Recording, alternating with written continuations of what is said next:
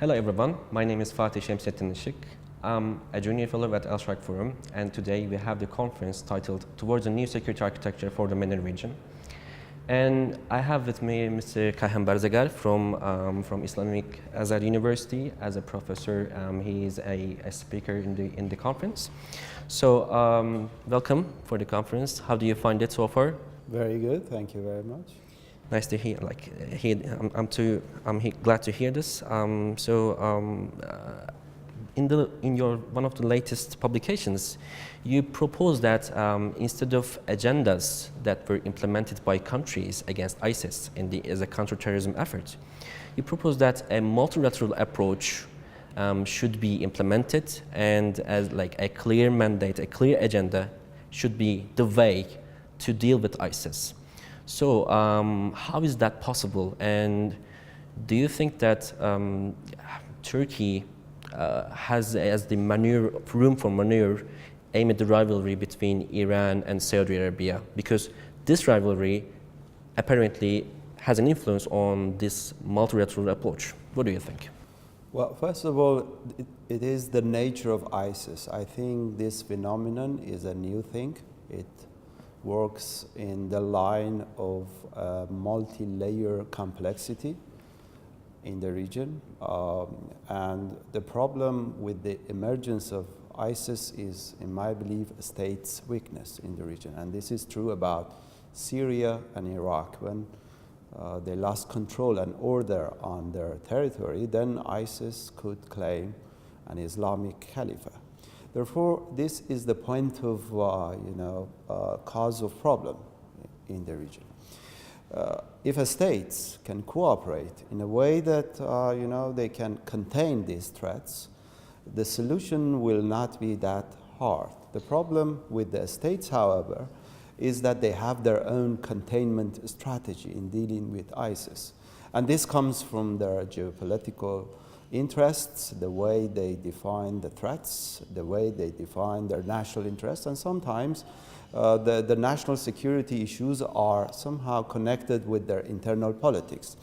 The result of this is that states like Turkey, like Saudi Arabia and Iran have their own containment strategy. If we can put their energies together, then we can easier deal with the ISIS issue. Therefore, I believe that the way to deal with managing ISIS is putting it in a multilateral diplomacy, in which states do not think that they lose in the geopolitical game. And this multilateral diplomacy should be somehow, as I call it, in a mandated way, because if we put it in a multilateral way, trying to deal with all issues once, then states might blame each other for maximizing their interests. But if we put it in a mandated way, for instance, the target of ISIS in short term, and trying to contain that, by that I think states will make some confidence building, because all of these major states are against ISIS. They are in favor of stability, they are in favor of diffusing any threats that can target states' pillars, therefore. So I think that if they can put their energy together, then ISIS is defeatable. I do not agree that ISIS would be a long-term ideological threat. I think it's a short-term issue, and if states cooperate with each other, then that would be easier to deal with. And in this regard, I think none of these three states should take advantage of a kind of bilateral relations at the expense of the third party. In this regard, I sometimes doubt that how one state in this collection will take the side of other state at the expense of the third party.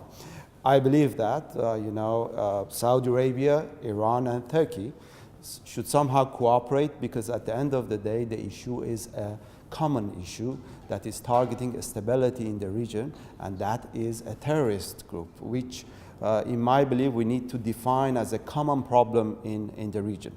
So but while we see some geopolitical developments in the region, which is the regional crisis, and there are a lot of sensitivities, rivalry, and divisions between states. One opportunity is coming out, and that is that these states are somehow adjusting their their positions so that they can get to a compromise.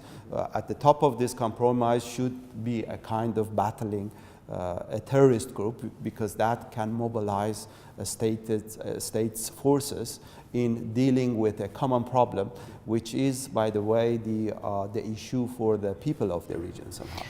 Then let me ask this question.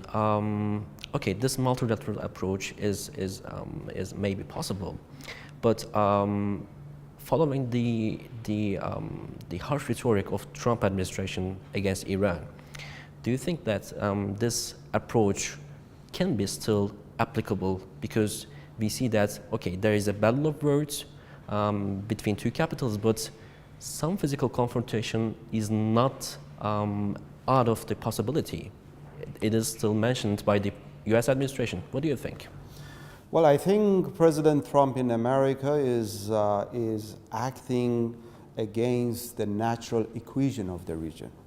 The issues between Iran and America are focused on two issues right now in the time of President Trump.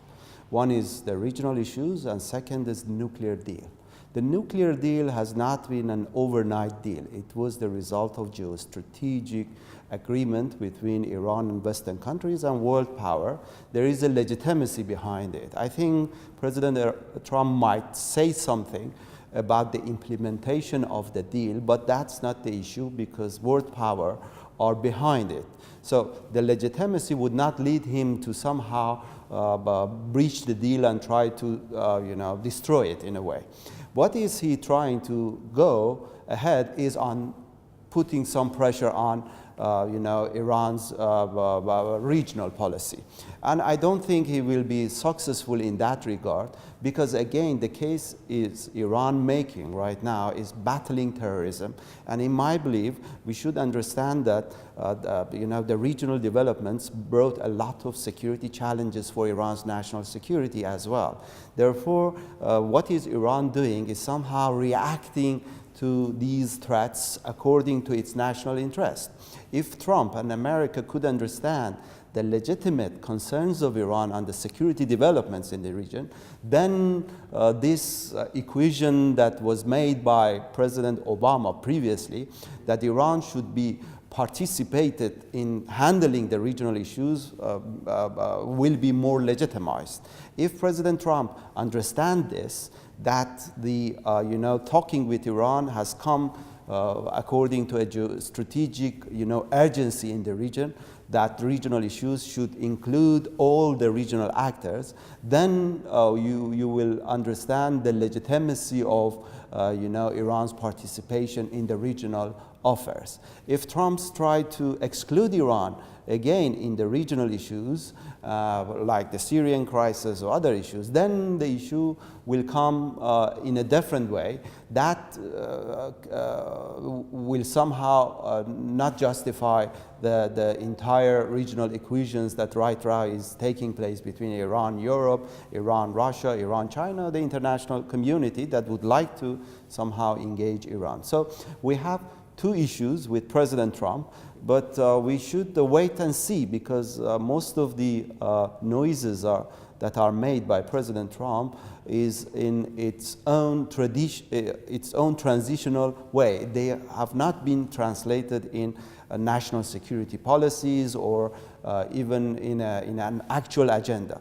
So we are waiting to see how President Trump is going to deal with these issues. But what I understand is that the regional issues and problems have somehow had one opportunity, and that opportunity is that regional countries are aware of the fact that foreign powers would come to the region, but they are not from the region. They need to understand the realities, political security realities, even economic realities on the ground, and to that end try to encourage regional integration and regional cooperation.